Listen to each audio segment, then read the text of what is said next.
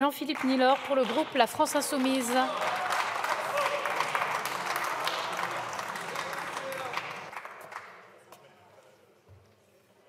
petit débordement léger.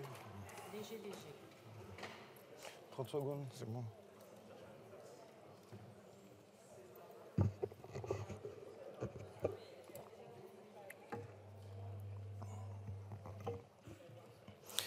Madame la Présidente, Madame la Ministre, Monsieur le rapporteur, cher ami Elie Kalifer, chers collègues.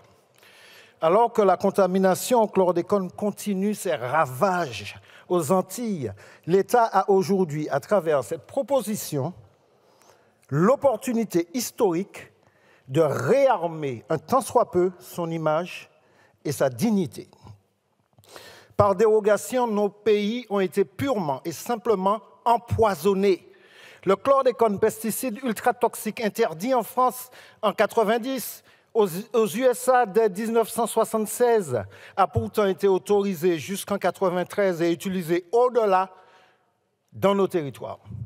Au mépris du principe de précaution et malgré sa nocivité connue et reconnue par les autorités publiques et scientifiques.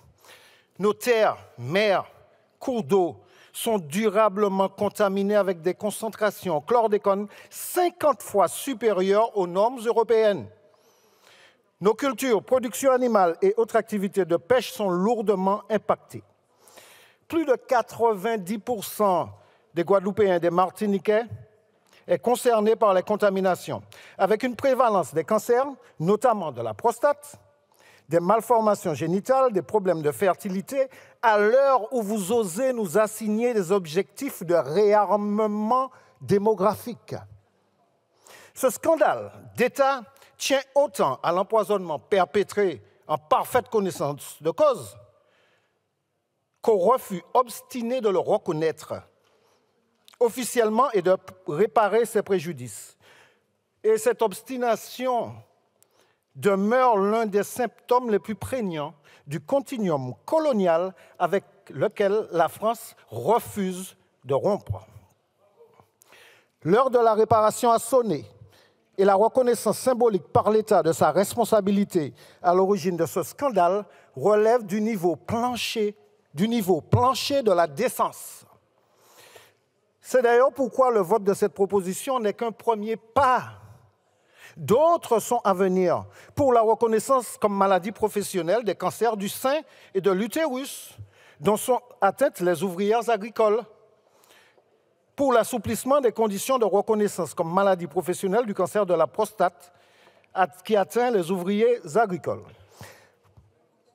Pour une loi de programmation, une loi de finances relative à la dépollution de nos terres, à la détoxication de nos populations, à la réparation des préjudices corporels, environnementaux, moraux et économiques subis. Pour la création d'un régime d'indemnisation dérogatoire au droit commun s'il le faut, pour la réparation des dits préjudices comme pour l'amiante et pour la création d'une autorité administrative indépendante, proposition portée par mon excellent collègue Marcelin Nadeau. Après tant de déceptions et de désillusions, après tant d'incompréhension et de colère, comme celle suscitée par l'inacceptable non-lieu prononcé le 2 janvier 2023, après tant d'insuffisance des plans chlordécone successifs, présentés pourtant avec suffisance par l'État, mais jamais à la hauteur de nos attentes légitimes, après tant de discriminations de traitement criantes entre chlordécone et amiante, il est temps que l'État s'y prompte à concéder des dérogations sous la pression des lobbies, reconnaisse enfin sa responsabilité, ouvrant droit à indemnisation, et c'est l'objet de ce projet. Le colonialisme tend à exiger des peuples colonisés qu'ils se taisent et se satisfassent des miettes qui leur sont versées. Sachez que cette époque est désormais révolue, c'est fini ça. Nous ne nous tairons plus, forts de notre unité, transcendant les clivages politiques et territoriaux, et forts de l'extraordinaire mobilisation de nos peuples. La France ne peut plus et ne pourra plus sacrifier notre dignité et notre humanité sur l'autel des intérêts pécuniaires d'une minorité.